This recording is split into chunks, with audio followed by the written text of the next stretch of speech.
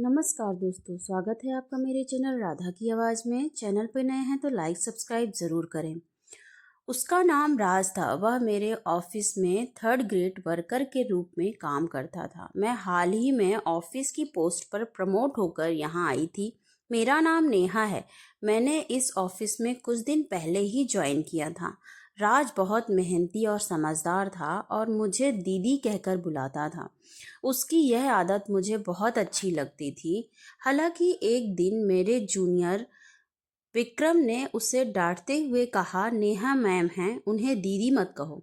इसके बाद राज ने मुझे मैम कहना शुरू कर दिया। लेकिन जाने क्यों मुझे उसका दीदी कहना ही ज़्यादा और अपना सही लगता था। आज राज कुछ अलग ही खुश दिखाई दे रहा था। मैंने उससे पूछा, राज आज इतने खुश क्यों हो? राज मुस्कुराते हुए बोला, दीदी माफ़ कीजिएगा मैम, कल राखी है और मैं घर जा रहा हूँ, इसलिए बहुत खुश हूँ। मैंने हंसते हुए कहा, अच्छा तो तुम्हारी बहनें हैं? राज ने हंसते हुए कहा, जी 4 बहनें हैं। 3 बड़ी हैं जो शादीशुदा हैं और एक छोटी है। सभी राखी पर मुझे राखी बांधती हैं। मैंने पूछा, तोहफे के लिए, बहनों के लिए? राज ने जवाब दिया, अभी नहीं मैम, आज खरीदने जाऊंगा। ज़्यादा महंगे होंगे तो नहीं ले सकता, लेकिन जो भी हो बहनों के लिए कुछ अच्छा जरूर लाऊंगा। राज को देखकर मेरे चेहरे पर हल्की मुस्कान आ गई, लेकिन मन के अंदर कहीं एक खालीपन महसूस हो रहा था। हर साल राखी के दिन मेरे मन में एक कसक होती थी। मैं अपनी मम्मी पापा की इकलौती संतान हूँ और मेरा कोई भाई नहीं था जो मुझे राखी पर साथ दे सके। राज को अपनी बहनों के लिए इतना उत्साहित देखकर मुझे अपने भाई की कमी बेहद महसूस होने लगी। तभी अचानक मेरे मन में एक ख्याल आया। मैंने तुरंत राज की फाइल निकाली और उसके घर का पता लिख लिया। ऑफिस के काम से जल्दी फ्री होकर मैं सीधा मार्केट चली गई। मैंने बहुत सारी शॉपिंग की, कुछ राज के लिए और कुछ उसकी बहनों के लिए। इस बार मेरी शॉपिंग का उद्देश्य कुछ और था। जब मैं घर पहुंची तो मम्मी ने चौंकते हुए कहा, अरे इतना सारा सामान, ये सब क्या खरीद लाई हो?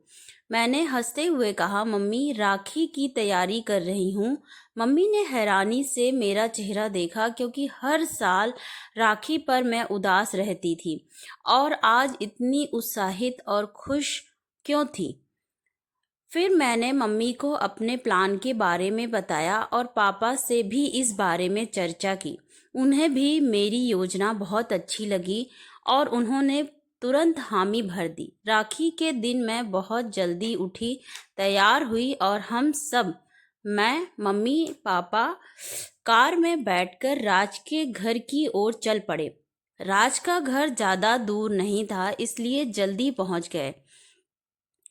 जब हम वहां पहुंचे तो दरवाजा खुला था और अंदर से हंसी खुशी की आवाजें आ रही थी। उसकी बहनें हंसते हुए मजाक कर रही थी कि कौन पहले राज को राखी बांधेगा। यह देखकर मेरे दिल में एक अनोखी खुशी भर आई। मैंने दरवाजे पर खड़े होकर देखा और तभी राज की नज़र मुझ पर पड़ी। वह हैरान रह गया। अरे मैम, आप यहाँ? उसने चौंकते हुए पूछा।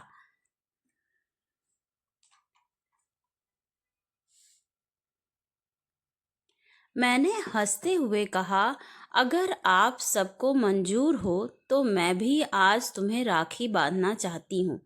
क्या तुम मेरे भाई बनोगे, राज?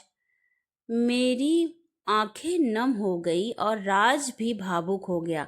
वह बोला, मैम, मैं आपको क्या कहूँ, मेरे पास आपको देने के लिए कुछ भी नहीं है। मैंने मुस्कुराते हुए कहा, मुझे कुछ नहीं चाहिए, बस तुम्हारा भाई बहन जैसा रिश्ता चाहिए। राज ने अपना हाथ आगे बढ़ाया और मैंने उसकी कलाई पर राखी बांधी। उसके लिए एक घड़ी लाई थी जो उसके हाथ में बांध दी। फिर मैंने हंसते हुए कहा, यह सिर्फ तोहफा नहीं है, यह एक रिश्ता है, प्यार और विश्वास का, जो मुझे तुमसे मिला। अब से तुम मुझे मैम नहीं दीदी कहोगे, जैसे तुम पहले कहा करते थे। राज की बहनें और उसका पूरा परिवार इस अनोखे रिश्ते को देखकर भावुक हो गए।